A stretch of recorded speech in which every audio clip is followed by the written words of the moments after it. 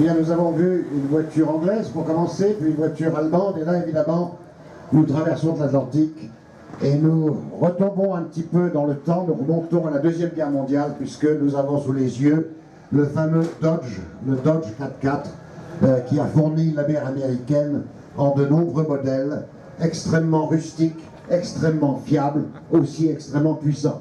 Ça a été un outil de la victoire finale des armées alliées, et je pense qu'on peut avoir un petit coup de chapeau pour tout le travail qui a été fait par ces Jeeps, par ces Dodge, par ces GMC et par beaucoup d'autres modèles qui venaient d'outre-Atlantique.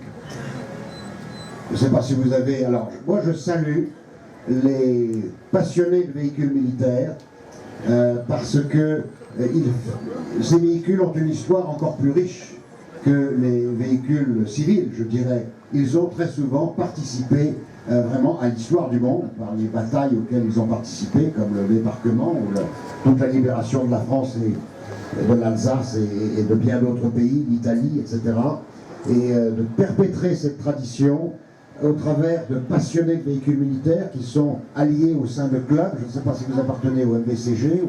Voilà, le MVCG est un grand club d'origine britannique, mais qui est dans toute l'Europe et qui rassemble des passionnés de véhicules militaires, qui organisent souvent autour de bivouacs, l'été si possible, dans les campagnes, sur les traces de leurs aînés, des rassemblements de véhicules militaires. Peut-être quelques mots sur ce Dodge particulier, monsieur. Oui, merci de votre amabilité. C'est un véhicule Dodge 6 cylindres qui est équipé spécialement pour la radio longue distance. Donc c'est une radio qui pouvait émettre d'Europe au quartier général américain sans problème. Il a été fabriqué seulement ce Dodge-là à 2443 exemplaires. Il s'appelle le WC58. C'est le Weapon Carrier 58. Donc c'est un véhicule de commandement. Il y a eu 3 véhicules de commandement qui ont été fabriqués sur la même base. Il faut savoir que les véhicules qui étaient en torpedo avaient le même empattement, donc on pouvait mettre la caisse qu'on voulait dessus. Celui-ci est monté on va dire, le système électrique est monté en système aviation, en blindé. Donc c'était pour pouvoir émettre en très très longue distance. Et ce véhicule-là a passé 15 ans de sa vie dans une bergerie dans le Larzac, et c'est là que je l'ai récupéré. Dans le Larzac.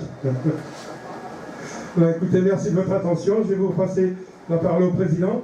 Et merci. Merci beaucoup. Merci. En fait, il a...